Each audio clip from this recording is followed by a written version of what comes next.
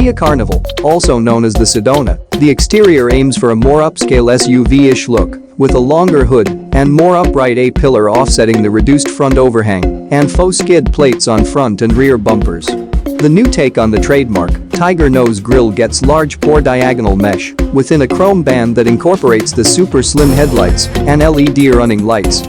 Straight shoulder and lower character lines connect more pronounced wheel arches. Above that, black A and B pillars create what Kia calls an island roof, a hockey stick C pillar, the only contrasting flourish between the floating upper and the body. In back, a full-width red light bar mimics the slim illumination in front. The rise of crossovers and SUVs has greatly impacted demand for minivans, but Kia is confident the family hauler still deserves a spot in the company's ever-growing lineup.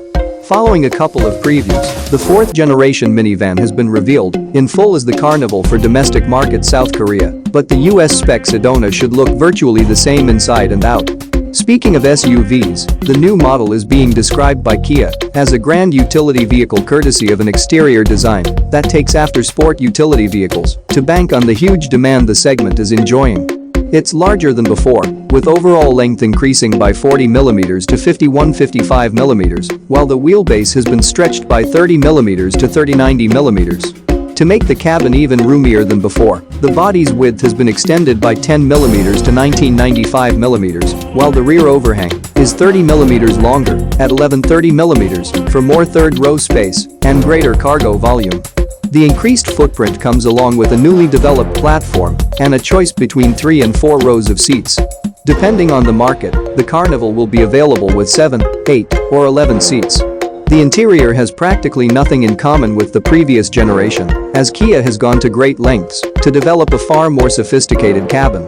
Obvious changes include the adoption of a 12.3-inch digital instrument cluster and a touchscreen of the same size, along with reworked climate controls and the adoption of upscale materials throughout the interior. Then there are the changes underneath the skin, with Kia saying the fully independent suspension has lowered the noise, vibration, and harshness while increasing comfort.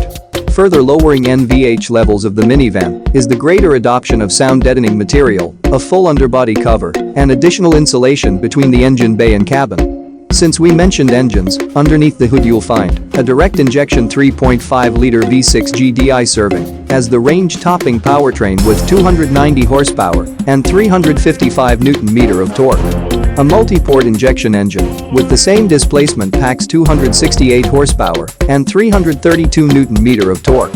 There's also a newly developed 2.2-liter four-cylinder diesel producing a healthy 200 horsepower and 440 Nm of torque. All three are hooked up as standard to an 8-speed automatic transmission.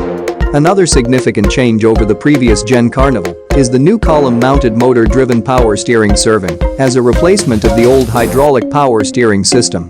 Not only is the steering response more direct now, but the steering ratio is 5.6% quicker than before and allows Kia to integrate new driver assistance systems. It has everything from lane keeping assist and blind spot to forward collision avoidance assist with car, cyclist, and pedestrian detection. A semi-autonomous Level 2 driving system is also on board, along with safe exit assist that prevents the power-sliding rear doors from opening if it detects a car is approaching from behind.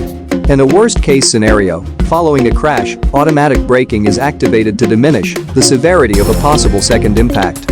Kia will have the Carnival on sale in South Korea starting with the third quarter of the year, with additional markets to follow.